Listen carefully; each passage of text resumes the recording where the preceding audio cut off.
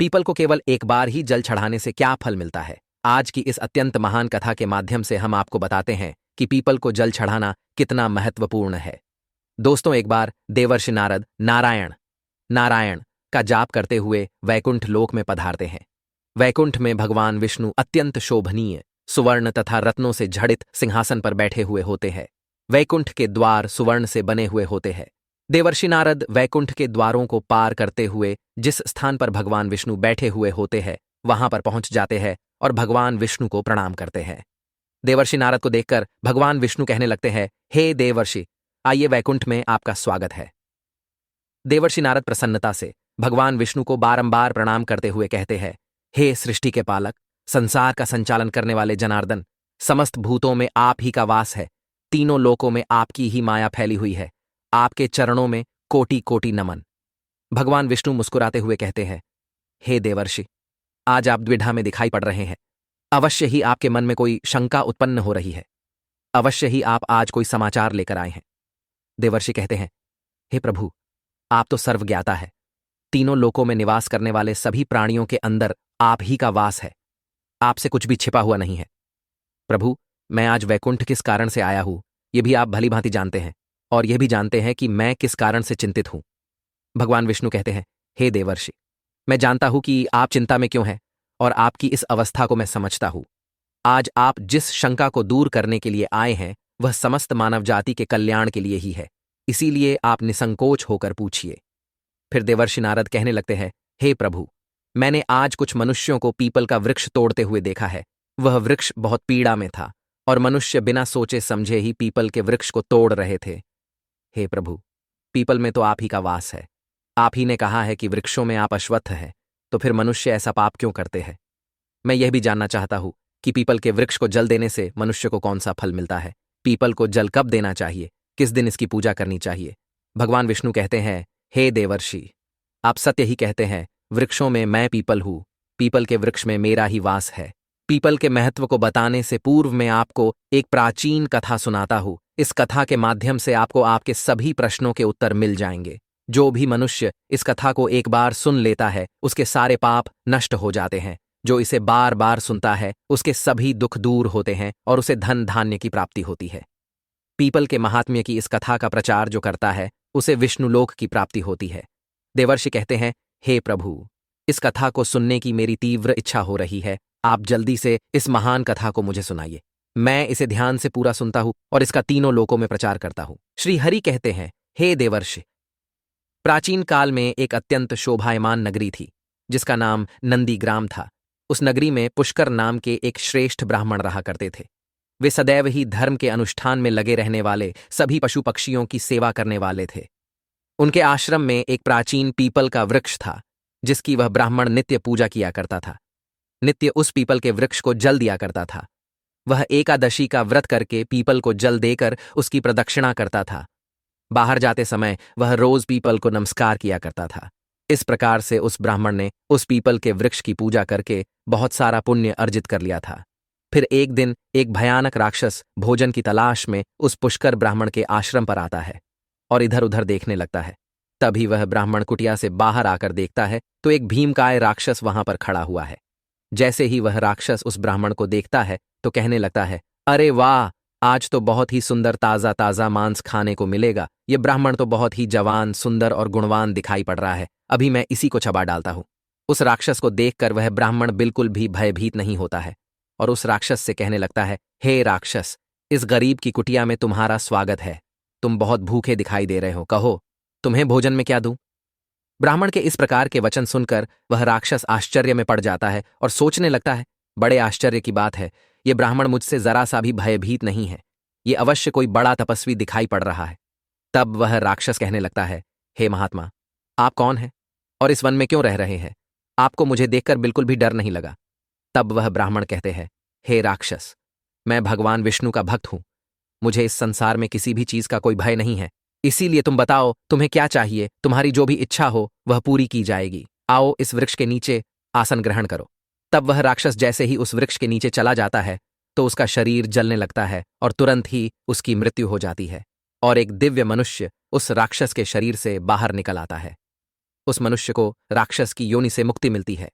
वह मनुष्य बड़ा ही प्रसन्न हो जाता है और उस ब्राह्मण से कहने लगता है, हे ब्राह्मण देवता, यह कैसा चमत्कार है। ये कौन सा वृक्ष है जिसके नीचे ठहरते ही मुझे मुक्ति मिल गई है। तब वह ब्राह्मण कहता है, हे महात्मा, ये पीपल का वृक्ष है। ये साक्षात भगवान विष्णु का ही रूप है। ये सभी पापों का नाश करने वाला है। इस वृक्ष के सानिध्य में आने से तुम्हारे सभी पाप नष्ट हो गए हैं। फिर वह दिव्य मनुष्य स्वर्ग की ओर जाने लगता है। फिर एक दिन यमराज अपने दूतों को बुलाते हैं और कहते हैं, हे दूतों, तुम जाओ और नंदीग्राम में निवास करने वाले पुष्कर नाम के ब्राह्मण को पकड़कर यहां पर लेकर आओ। यमराज का आदेश पाकर वे दूत यमलोक से धरती पर आते हैं और उस ब्राह्मण को जीवित ही पकड़कर यमलोक ले जाने लगते हैं। रास्ते में महात्मा पुष्कर उन दूतों से कहने लगते हैं, हे दूतों, तुम ये क्या कर रहे हो। मेरी तो मृत्यु भी नहीं हुई है और तुम मुझे पकड़कर यमलोक लेकर क्यों जा रहे हो। फिर वे यमदूत कहने लगते हैं, अरे ब्राह्मण, तू चुपचाप हमारे साथ चल। खुद यमराज ने हमें तुझे उठाकर लाने का आदेश दिया है। पता नहीं तूने ऐसा कौन सा भयंकर अपराध किया है। हम भी जानना चाहते हैं कि तूने कौन सा पाप किया है। फिर वह ब्राह्मण शांत रहकर उन यमदूतों के साथ यमलोक जाने लगता है। यम के दूतों को भी बड़ा आश्चर्य होता है। यह ब्राह्मण ना तो विलाप कर रहा है और ना ही दुखी हो रहा है। हम जिन भी प्राणियों को उठाकर लाते हैं वे तो जोर जोर से विलाप करते हैं। फिर वे यम के दूत उस ब्राह्मण को लेकर यमराज के सामने उपस्थित हो जाते हैं। जैसे ही यमराज उस ब्राह्मण को देखते हैं तो वे भयभीत हो जाते हैं और उन दूतों से कहने लगते हैं, अरे दूतों, तुमने ये क्या किया। तुम किसे उठाकर लाए हो। मैंने तुम्हें दूसरे पुष्कर नाम के व्यक्ति को लाने के लिए कहा था जिसकी मृत्यु हो चुकी है। तुम लोगों ने बड़ी भूल की है जो इन महात्मा को उठाकर यमलोक लेकर आ गए। इनका स्थान यहां पर नहीं है। भगवान विष्णु की भक्ति करने वाले, नित्य पीपल की पूजा करने वाले इन महात्मा को उनकी इच्छा के बिना यहां पर उठाकर लाना घोर पाप है। तब वे यम के दूत कहते हैं, हे धर्मराज, हमें क्षमा करे, हमसे बड़ी भूल हुई है। फिर वे यम के दूत उस ब्राह्मण से क्षमा मांगते हैं और वह ब्राह्मण भी उन्हें क्षमा कर देते हैं। यमराज उस ब्राह्मण से कहते हैं, हे ब्राह्मण देवता, आपकी पत्नी तथा पुत्र आदि बहुत दुखी और व्याकुल होकर रो रहे हैं। कृपया आप वापस अपने घर चले जाइए। अपने दूतों की भूल के लिए मैं आपसे क्षमा मांगता हूं। कृपया आप अपने घर को लौट जाइए। फिर वह ब्राह्मण कहता है, हे धर्मराज, आपको प्रणाम है। इन दूतों से जो भूल हुई है उसके लिए तो मैं उनका आभारी हूं। उनकी भूल के कारण मुझे जीवित रहते हुए आपके दर्शन करने का सौभाग्य प्राप्त हुआ है। ऐसा सौभाग्य बार बार किसे मिलता है। हे धर्मराज, मेरी आपसे एक विनती है। मैं संपूर्ण नरकों का दर्शन करना चाहता हूं जहां पर पापी मनुष्यों को कष्ट भोगने पड़ते हैं। ब्राह्मण की बात सुनकर यमराज प्रसन्न हो जाते हैं और कहते हैं, हे ब्राह्मण देवता, ठीक है, अगर आपकी यही इच्छा है तो मैं आपकी इच्छा को अवश्य पूर्ण करता हूं। फिर यमराज उस ब्राह्मण को समस्त नरकों का दर्शन कराने के लिए ले जाते हैं। उस पुष्कर ब्राह्मण ने देखा कि पापी जीव नरक में पड़कर कष्ट भोग रहे हैं। कोई शूली पर चढ़े हैं, कुछ प्राणियों को हिंस्र पशु खा रहे हैं, कोई तपी हुई बालू पर चल रहे हैं और विलाप कर रहे हैं, कुछ पापियों को कीड़े खा रहे हैं तो कुछ पापियों को उबलते हुए तेल के घड़े में पकाया जा रहा है, कुछ पापियों को यम के भयंकर दूत पीड़ा दे रहे हैं, अस्त्रों से उन पर प्रहार कर रहे हैं, कुछ पापी जमाने वाले अत्यंत शीत नरक में पीड़ा सहन कर रहे हैं, तो कुछ जलती हुई भयंकर अग्नि में गिरकर जोर जोर से विलाप कर रहे हैं। उन आत्माओं को दुख और यातनाएं भोगते हुए देखकर उस पुष्कर ब्राह्मण को बड़ा दुख हुआ। वे उन कष्ट भोग रहे प्राणियों को कहने लगे, क्या आप लोगों ने पृथ्वी पर रहकर कोई भी पुण्य का काम नहीं किया जिससे आप सभी को यहां नरक में आकर कष्ट भोगने पड़ रहे हैं। नरक में सजा भोग रहे उन प्राणियों ने कहा, हे विप्रवर, हम पापियों ने पृथ्वी पर कोई पुण्य नहीं किया था, इसी कारण से नरक में गिरकर सजा भुगत रहे हैं। हमने पराई स्त्रियों से संबंध बनाए, दूसरों के घर में चोरी की है, निष्पाप पशुओं की हत्या की है, दूसरों पर झूठे आरोप लगाए हैं, अतिथियों का अनादर किया है, व्यभिचार किया है। ऐसे अनेक पापों के कारण हम सभी नरक की अग्नि में दग्ध हो रहे हैं। हमने प्यासी गायों की बावली को तोड़ा है, दान धर्म करने वाले लोगों को लूटा है। हमने कभी व्रत अनुष्ठान नहीं किए, अपनी स्त्रियों का त्याग कर दिया। हमने अपने मित्रों के साथ दगा किया है तथा झूठी गवाही देकर अनेक निष्पाप लोगों को फंसाया है। इन सभी घोर पापों के कारण हम नरक की सजा भुगत रहे हैं। फिर उस ब्राह्मण ने कहा, क्या आप लोगों ने कभी भगवान विष्णु का एक बार भी पूजन नहीं किया? इसी कारण से आप लोगों की ऐसी भयानक दशा हो गई है। जो मनुष्य पृथ्वी लोक पर रहकर भगवान विष्णु का पूजन करता है उसकी ऐसी दुर्गति कभी नहीं होती है, उन्हें मोक्ष मिल जाता है। आप लोगों ने कभी श्री हरि के चरणों में मस्तक नहीं झुकाया, इसी से आपको नरक की प्राप्ति हुई है। आप लोगों ने कभी पीपल को जल नहीं चढ़ाया, पीपल को जल चढ़ाने से जन्म जन्मों के पाप नष्ट होते हैं। फिर वे नारकीय जीव कहने लगते हैं, हे ब्राह्मण देवता, हमारा अंतकरण अपवित्र है। हम अपने पापों से भयंकर दुख भोग रहे हैं। नरक की अग्नि से हमारा शरीर जल रहा था, किंतु जो हवा आपके शरीर को छूकर हमारी ओर बह रही है, वह हवा हमें आनंद प्रदान कर रही है। हमारे कष्ट कम हो गए हैं। नरक की अग्नि से हमें कष्ट नहीं हो रहा है। हे धर्मात्मा, कृपया आप कुछ देर तक यहां पर ठहरिए, जिससे हम लोगों को कुछ क्षणों के लिए सुख मिल सके। हम अनेक वर्षों से निरंतर कष्ट भोग रहे हैं। हमारा अंग अंग जल रहा था। हे ब्राह्मण देवता, आपके दर्शन करने से ही हमें संतोष हो रहा है। कृपया आप हम पापियों पर थोड़ी दया कीजिए। फिर यमराज कहते हैं, हे धर्मात्मा, अब आपने नरक देख लिया है, अब आप अपने घर को लौट जाइए।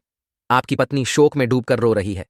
वह ब्राह्मण बोलता है, हे धर्मराज, इन प्राणियों को दुख में देखकर मैं कैसे चला जाऊं? इनकी दुख भरी आवाज कानों में पड़ती है तो मुझे बहुत दुख हो रहा है। आपके यमदूतों के द्वारा मार खाकर अग्नि की ज्वालाओं में गिरे हुए इन नारकीय जीवों की यह दयनीय पुकार सुनिए। इन जीवों के मुख से निकली हुई ध्वनि मुझे सुनाई दे रही है। हाय, मुझे बचाओ, मेरी रक्षा करो। मैं समस्त भूतों के विराजित भगवान विष्णु की आराधना करता हूं। यदि मैं इन दुखी प्राणियों को दुर्लक्ष्य कर दूं तो मेरा जीवन व्यर्थ हो जाएगा। यमराज कहने लगते हैं, हे ब्राह्मण श्रेष्ठ, आपको इन पापियों की चिंता नहीं करनी चाहिए। ये सभी अपने कर्मों का फल भुगत रहे हैं। ईश्वर ने ही इनके लिए इस दंड का प्रावधान किया है ताकि इनकी आत्मा की शुद्धि हो सके। आप इनके लिए कुछ भी नहीं कर सकते। इन्हें नरक की सजा भुगतनी ही पड़ती है। लेकिन फिर भी वह ब्राह्मण नहीं माना और उसने उन नारकीय जीवों को मुक्ति दिलाने के लिए भगवान विष्णु से प्रार्थना करना शुरू कर दिया।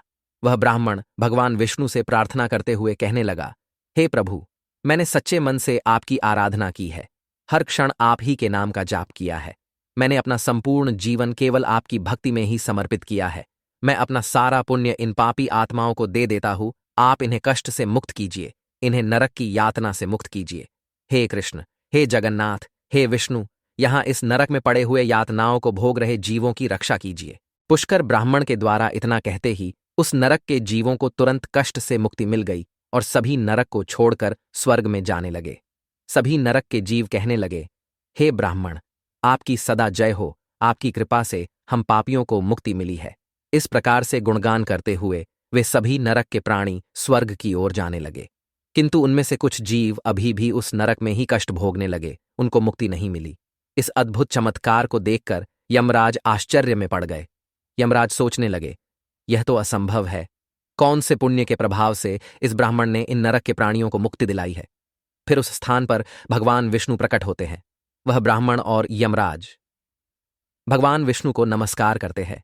यमराज भगवान विष्णु से पूछने लगते हैं, हे प्रभु, इस ब्राह्मण ने ऐसा कौन सा पुण्य किया है जो एक ही बार में इसने इतने सारे नरक के प्राणियों को मुक्ति दिलाई है, और किस पाप के कारण ये नरक के जीव अभी भी सजा भुगत रहे हैं? तब भगवान विष्णु कहते हैं, हे धर्मराज, इस ब्राह्मण ने पीपल के वृक्ष को नित्य जल दिया है, उस वृक्ष का पूजन किया है। इसी कारण से यह इतना बड़ा पुण्यात्मा बन गया है कि इसमें नरक के जीवों को मुक्ति दिलाने का सामर्थ्य आ गया है। ये जो अन्य जीव अभी भी नरक में कष्ट भोग रहे हैं, इन मनुष्यों ने अपने पूर्व जन्म में पीपल के वृक्ष तोड़े हैं। इसी कारण से इनकी मुक्ति नहीं हो पाई है। जो मनुष्य पीपल को केवल जल देता है वह कभी नरक में नहीं जाता है। उसके अंदर इतना सामर्थ्य आ जाता है कि वह अन्य पापी जनों के पाप भी नष्ट कर डालता है। उसके सानिध्य में आने वाले घोर पापी भी पाप से मुक्त हो जाते हैं। इतना कहकर भगवान विष्णु उस स्थान से अंतर्ध्यान हो जाते हैं। फिर यमराज उस ब्राह्मण को वरदान देते हुए कहते हैं, हे महात्मा, आप धन्य हो। आप पृथ्वी पर सदा निवास करो। आपको मुझसे कोई भय नहीं होगा। जो भी मनुष्य आपके सानिध्य में रहेगा उसे भी कभी नरक की प्राप्ति नहीं होगी, उनकी कभी अकाल मृत्यु नहीं होगी। इस प्रकार से यमराज ने उस पुष्कर ब्राह्मण को वरदान दिया। इस ब्राह्मण ने यमराज को नमस्कार किया और पृथ्वी पर लौटकर आ गए और पहले की तरह नित्य भगवान विष्णु का पूजन करने लगे और पीपल को जल चढ़ाने लगे। भगवान विष्णु नारद से कहते हैं, हे नारद, इस प्रकार से मैंने तुम्हें पीपल को जल देने का महात्म्य सुना दिया है। जो भी मनुष्य पुष्कर की इस कथा को सुनता है उसके समस्त पापों का नाश हो जाता है। तो दोस्तों, इस प्रकार से भगवान विष्णु ने पीपल को जल देने का महत्व महर्षि नारद को सुनाया है। आप भी पीपल को जल अवश्य दें। शनिवार को पीपल के नीचे सरसों के तेल का दीपक अपने पितरों के लिए अवश्य जलाए। प्रत्येक एकादशी के दिन पीपल को जल देकर उसकी प्रदक्षिणा करें। आपके समस्त दुख कष्ट समाप्त होंगे। आपको यह कथा कैसी लगी कमेंट करके जरूर बताएं। जानकारी अच्छी लगी तो वीडियो को लाइक जरूर करें। कमेंट में जय श्री हरि विष्णु अवश्य लिखें। साथ ही चैनल को सब्सक्राइब जरूर करें ताकि ऐसी ही आध्यात्मिक जानकारी वाले वीडियो आपको प्राप्त हो सके। आप सभी का धन्यवाद।